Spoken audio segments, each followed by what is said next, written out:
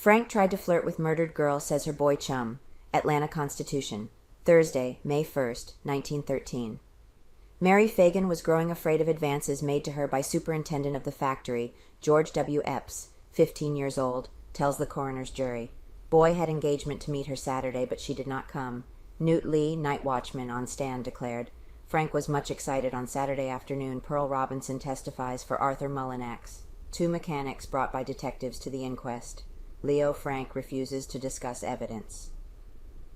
When a Constitution reporter saw Leo M. Frank early this morning and told him of the testimony to the effect that he had annoyed Mary Phagan by an attempted flirtation, the prisoner said that he had not heard of this accusation before, but that he did not want to talk. He would neither affirm nor deny the Negro's accusation that never before the night of the tragedy had Frank phoned to inquire if all was well at the factory, as he did on the night of the killing. Evidence that Leo M. Frank, superintendent of the pencil factory in which the lifeless body of Mary Phagan was found, had tried to flirt with her, and that she was growing afraid of his advances, was submitted to the coroner's jury at the inquest yesterday afternoon, a short time before adjournment was taken until 4:30 o'clock today, by George W. Epps, aged 15, a chum of the murdered victim. George rode with Mary to the city Saturday morning an hour before she disappeared at noon. He testified late Wednesday afternoon that the girl had told him of attempts Leo Frank had made to flirt with her, and of apparent advances in which he was daily growing bolder. She said she was getting afraid, he told at the inquest.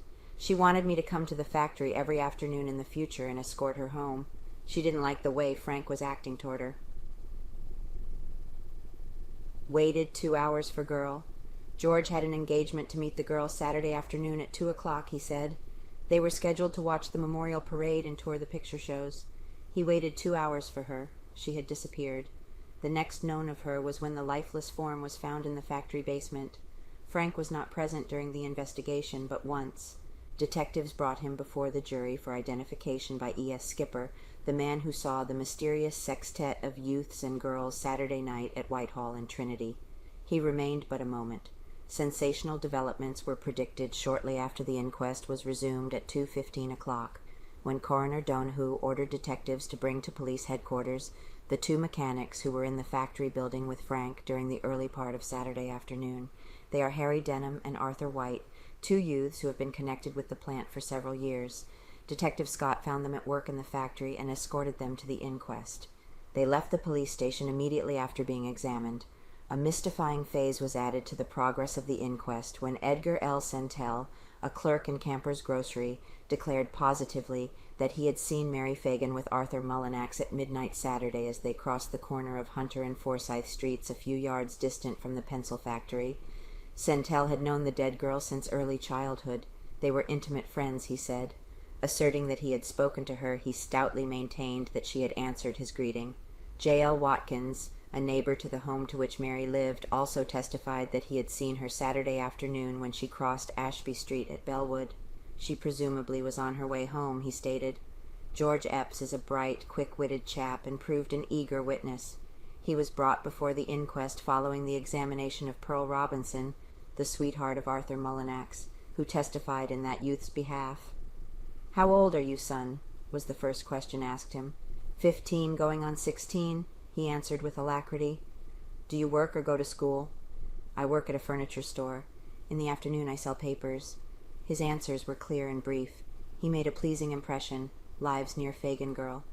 "How far do you live from 136 Lindsay Street, the home of Mary Phagan?" "Just around the block." "Did you know Mary?" "Yes, sir, I certainly did. We were good friends." "When did you last see her alive?" "Saturday morning, just before dinner, when we came to town together on a streetcar." "Did you arrange to meet her that afternoon?" "Yes, sir. We were to have met at 2 o'clock in Elkin and Watson's drugstore at 5 Points. We were going to see the parade and go to the moving picture shows." "How long did you wait for her when she failed to show up?" "Until 4 o'clock in the afternoon. I stuck around 2 hours waiting for her. Then I had to go and sell my papers." "Did you inquire for her?" "Yes, I went to her house when I got through with my papers. She hadn't got back. The folks were looking for her." "When you and Mary were riding to town, did you talk any?" "She wanted money mighty bad." "We talked a whole lot. She said she was going to the pencil factory to draw the wages due her. She said she didn't have but $1.60 coming to her, but wanted that mighty bad." "How was she dressed?"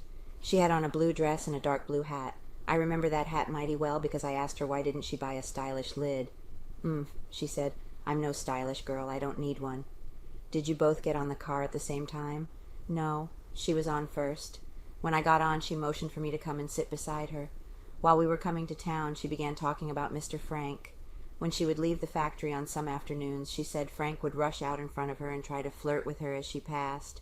She told me that he had often winked at her and tried to pay her attention. He would look hard and straight at her, she said, and then would smile. She called him Mr. Frank. It happened often, she said. How was the subject of Mr. Frank brought up? She told me she wanted me to come down to the factory when she got off as often as I could to escort her home and kinder protect her. When did you hear she was killed? Sunday. Positive that he had seen Mary Phagan at midnight Saturday, Edgar L. Sentell offered to swear that it was the pretty victim whom he encountered with the suspected Mullinax at Forsyth and Hunter Streets. He was the first witness during the afternoon session. I met Mary Phagan and Mullinax at Hunter and South Forsyth Streets either between 11:30 and 12 or a little later. I am not positive which, he stated. Were they standing together? He was questioned. No, they were walking along. Are you confident you knew both Mullinax and Mary? I knew Mullinax at the car barns. I had known Mary all my life. I was born and raised with her. When was the last time you saw her? 1 week previous to Saturday night.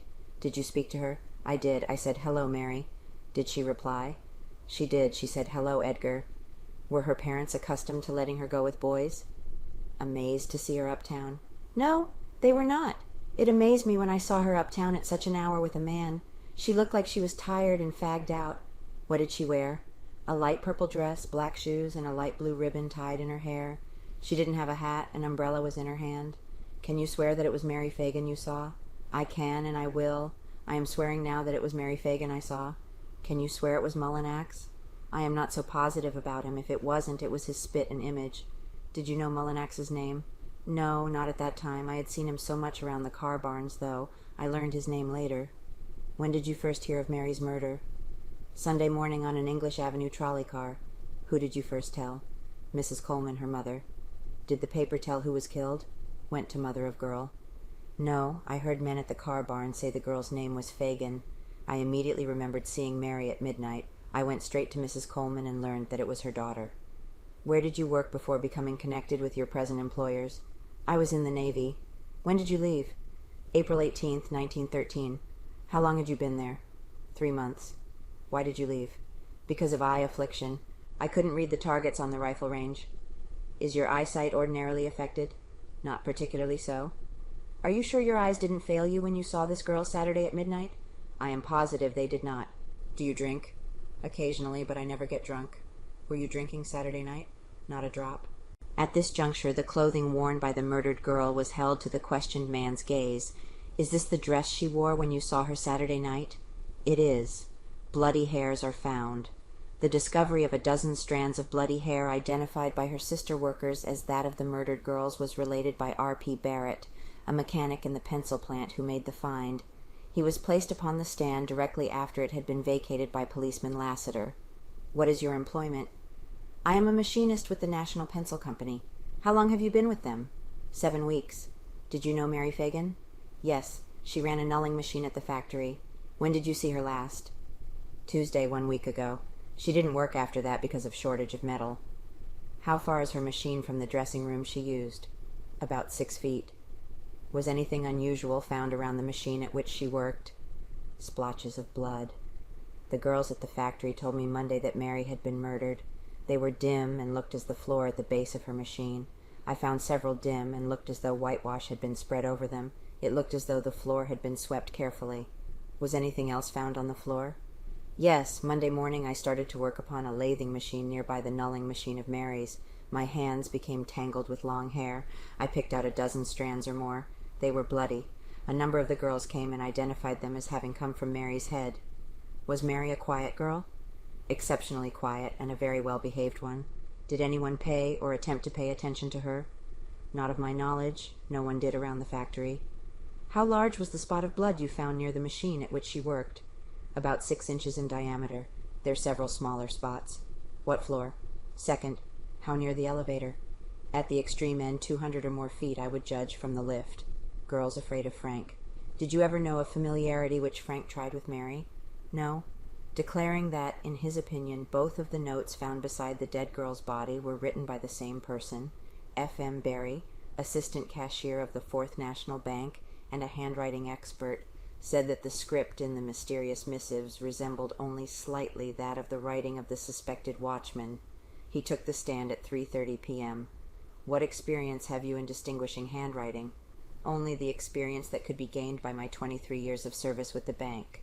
The notes were shown him. He inspected them closely in the light of a window fronting Decatur Street. "Were they written by the same person?" he was asked. "In my opinion, they were." Was factory used for assignation? Barry, the factory mechanic, was recalled to the stand at 4:10 o'clock.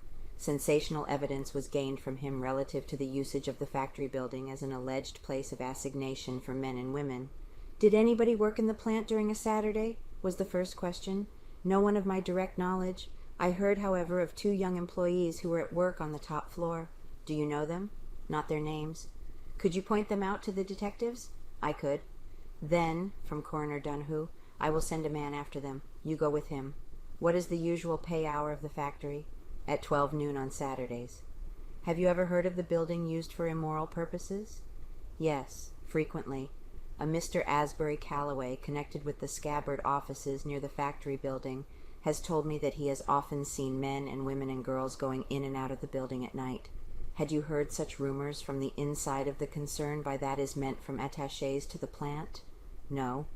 "Don't you suspect that some of the girls of the factory have filled clandestine appointments in the building?" "I don't think so. I believe every girl in the place is straight, absolutely."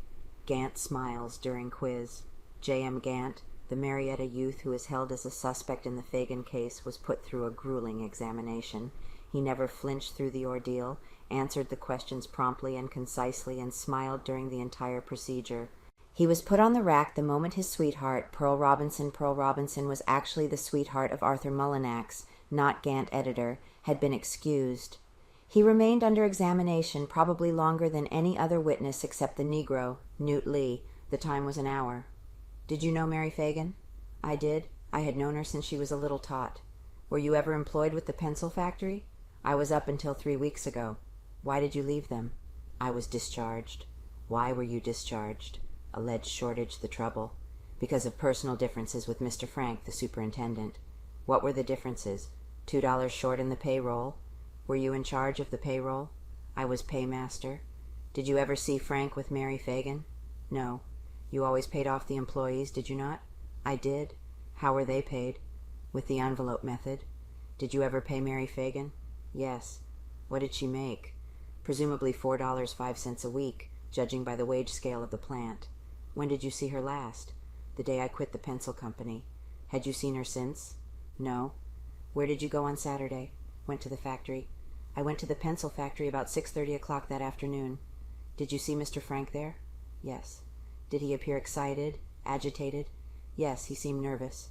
"Did you ever hear Mary Phagan say she couldn't trust Frank, that she feared him in any manner?" "No." "How long were you in the building Saturday afternoon?" "No longer than 10 minutes." "What did you do?" "I got a pair of shoes I had left in the place when I quit. Also, I telephoned my sister, Mrs. F.C. Terrell, what time I intended coming home that night. I used the phone in Mr. Frank's office." "Then what did you do?" "Went to the pool room, watched several games of pool, and went home." "What time did you arrive home?" 10:30 p.m. "Were you there when the police came?" "No." "Did your sister tell of their visit?" "No." Schenck takes stand. Other testimony relative to the rumored immoral reputation of the factory building was gained from V.F. Schenck of Schenck Brothers, whose establishment is on Forsyth Street near the pencil plant. Schenck was called immediately after Barrett had left the stand. "Do you work at night?" "I do." "Have you ever seen couples going into the pencil factory?" "I have seen no couples. I have witnessed girls and men going singly into the place after dark." "How long has it been since you've seen this?" "Last summer sometime." "Did you make a statement recently of having seen girls enter the building?" "I said a crowd of such sights I had seen. We were discussing the question of whether or not frolics were secretly held in the place." "Thought girl was Mary." E.S. Skipper, of 22412 Peters Street, testified that he saw a sextet of men and women reeling drunkenly up Trinity Avenue from Whitehall Street Saturday night shortly before 11 o'clock. One of the girls, he said, answered the description of Mary Phagan. "What did you see at Trinity and Whitehall?" 3 men, 2 women and a girl dressed like and resembling the dead girl whom I saw at Bloomfield's. The girl was weeping and trying to break away from the party. She was being led up the street. Did either man answer the description of Frank? I haven't seen Frank. At this juncture the examination was stopped. Frank was brought down from the detective's quarters and put face to face with the witness. "That's not the man," Skipper said. "When you saw these drunken men and women leading a reluctant girl, didn't you think it your duty to call the police? I see scenes like that on the streets every Saturday night. Stepfather tells of grief."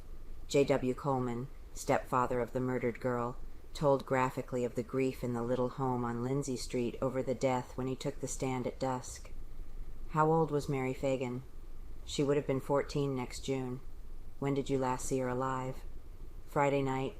She was at home early and was helping her mother with the housework. I left for work too early to see her Saturday morning." "When you got home Saturday afternoon, was Mary there?" "No. My wife came and said Mary has not come home." "What do you suppose is the trouble?" "I am scared to death. I couldn't eat supper. Her absence affected me. Mary was never known to be away from home at night." I came to town and visited all the picture shows, staying until they all had closed. When I returned, my wife and I speculated on what could have become of the child. We never slept any that night. At daybreak, Helen Ferguson, a girl chum of Mary's, came over. The moment she rang the doorbell, my wife jumped from her seat. "Oh, Lord, that's bad news from Mary," she said. The Ferguson girl came in. "Mary has been murdered," she told us. "My wife fainted, and she has been almost unable to walk since." The coroner then adjourned the inquest until 4:30 o'clock today.